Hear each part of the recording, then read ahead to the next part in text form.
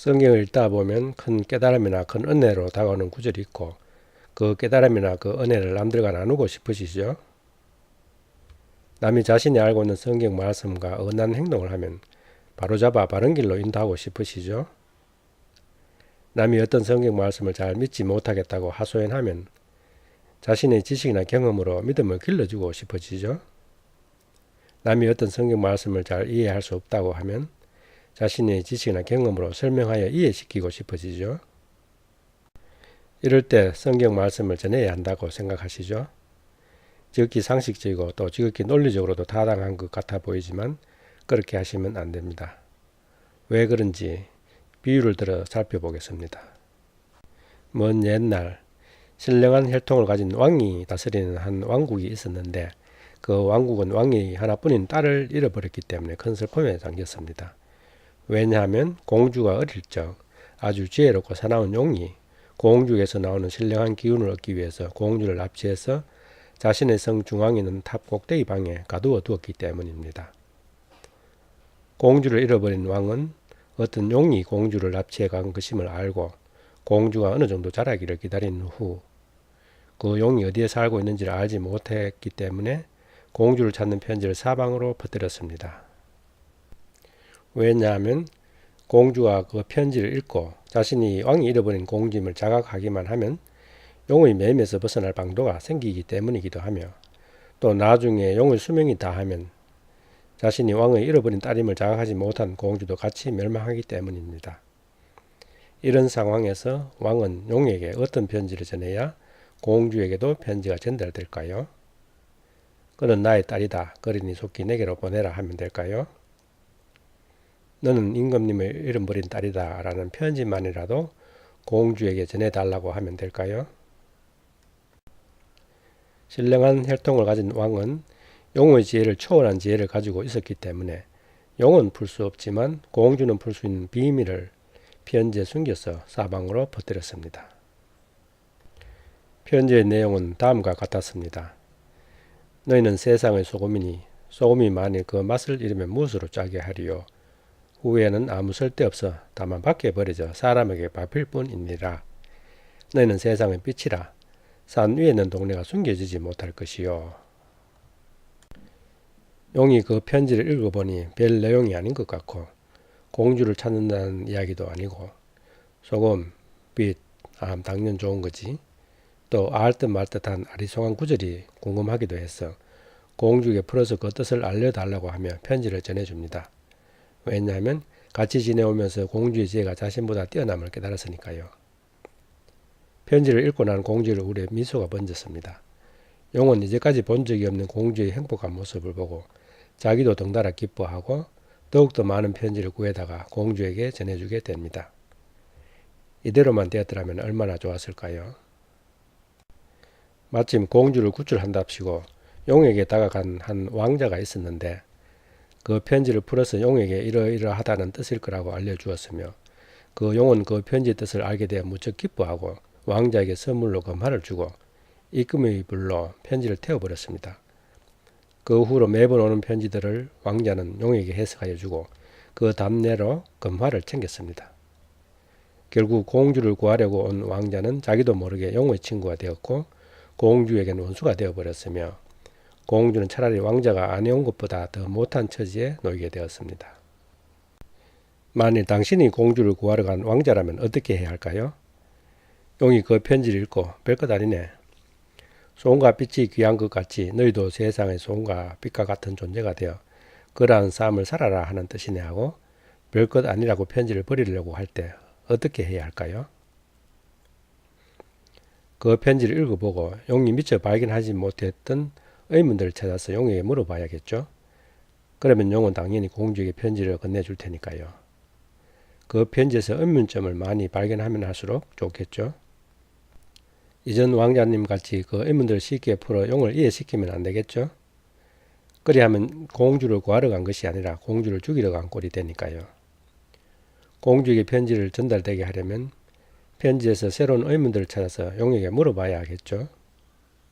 예를 들어보면 마태복음 5장 13절 너희는 세상의 소금이니 소금이 만일 그 맛을 잃으면 무엇으로 짜게 하리요.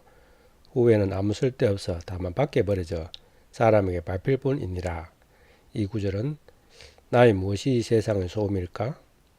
소금이 어떻게 맛을 읽을 수 있을까? 마태복음 5장 14절 너희는 세상의 빛이라. 산 위에 있는 동네가 숨겨지지 못할 것이요. 이 구절에서는 나의 무엇이 세상의 빛일까? 왜 산 아래가 아니고 어떻게 산 위의 동네가 숨겨지지 못할까?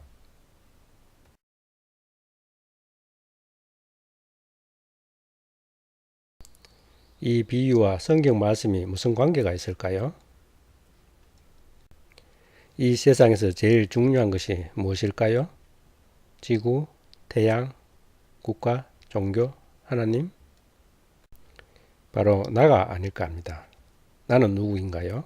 나는 무엇인가요? 나는 나라고요? 마음이 나라고요? 마음이 무엇일까요? 자신 속에 있는 마음을 왜 모를까요? 성경에서만 사람을 하나님이 창조했다고 하니 사람이 어떤 존재인지 성경 말씀으로 풀어보겠습니다. 창세기 2장 7절 여호와 하나님이 땅의 흙으로 사람을 지으시고 생기를 그 코에 불어넣으시니 사람이 생명이 되니라. 고린도전서 3장 16절 너는 너희가 하나님의 성전인 것과 하나님의 성령이 너희 안에 계시는 것을 알지 못하느냐. 이와 같이 사람은 육신과 영 또는 하나님의 성전과 하나님의 성령으로 되어 있다고 합니다. 위의 성경 말씀에 따르면 사람은 육신과 영으로 되어 있으며 육신은 하나님의 성전을 담는 그릇에 해당하고 하나님의 성전이 마음에 해당함을 알 수 있을 듯합니다. 즉 사람은 마음과 영으로 되어 있다고 볼 수 있겠죠. 나가 마음이라고 생각하시겠지만 아닌 것 같습니다. 사람의 마음에 자신의 지식과 경험이 기억으로 기록되면 한편의 영화 필름과 같이 되며 영화 필름을 영상기로 돌리면 영화 세상과 등장인물이 나타나듯이 기억을 마음으로 회상하면 관념적인 세상과 관념적인 자기가 나타나게 되며 이렇게 나타나는 관념적인 자기가 바로 자아이며 나입니다. 영화 세상과 등장인물이 실제하지 않지만 실제하는 것 같은 착각이듯이 관념적인 자기 또한 실제하는 것 같은 착각입니다. 좀 더 자세한 설명은 유튜브의 동영상을 참고하시길 바랍니다. 결론적으로 말하면 나는 마음이 아니며 자신이 산 기억에서 마음의 회상작용 때문에 생기는 헛것인 관념, 즉 착각입니다. 사람은 앞의 비유에서 용이 공주를 납치하여 자신의 성에 가두어 둔 것 같이 기억에서 생겨난 착각인 나가 영을 자아의 성에 가두어 두고 주인 행세를 하고 있는 존재입니다. 용이 사람의 자아 또는 겉사람에 해당되고 공주가 하나님의 영, 마음 또는 속사람에 해당됩니다. 사람은 겉사람에 따라 바보, 학자, 미련한 사람, 현명한 사람으로 나뉘어지지만 모든 사람의 속사람은 똑같습니다. 이 그림은 앞의 성경 말씀으로 사람을 도식화한 것으로 마음에 새겨두시면 많은 도움이 되리라 여겨집니다. 앞의 비유와 이 도식으로 몇 가지 경우를 상정하고 설명해 보겠습니다. 남을 가르치려 할 때 사람은 그 사람에 따라서 바보, 학자, 미련한 사람, 현명한 사람으로 나뉘어지지만 모든 사람의 속사람은 똑같으므로 또 용을 통하지 않고 공주를 직접 가르칠 방법이 없으므로 나단이 다윗을 책망하듯이 신하가 왕자들을 가르치듯이 남을 가르쳐야 한다고 여겨집니다. 관련 성경 말씀에는 마태복음 23장 8절 그러나 너희는 랍비라 칭함을 받지 말라. 너희는 하나요. 너희는 다 형제니라. 로마서 14장 4절 남의 하인을 비판한 너는 누구냐. 그가 서 있는 것이나 넘어지는 것이 자기 주인에게 있음에 그가 세움을 받으리니 이는 그를 세우시는 권능이 주께 있음이라. 성경 비유의 의미 앞의 비유에서 왕의 편지와 같이 용을 통해야 공주에게 편지가 전해지듯이 성경 말씀도 그 사람을 통해야 속사람에게 전해질 수 있기 때문에 성경 말씀을 비유로 하여 그 사람은 이해할 수 없어도 속사람은 그것으로 깨달을 수 있게 하기 위함입니다. 관련 성경 말씀으로 마태복음 13장 13절 그러므로 내가 그들에게 비유로 말하는 것은 그들이 보아도 보지 못하며 들어도 듣지 못하며 깨닫지 못함이니라.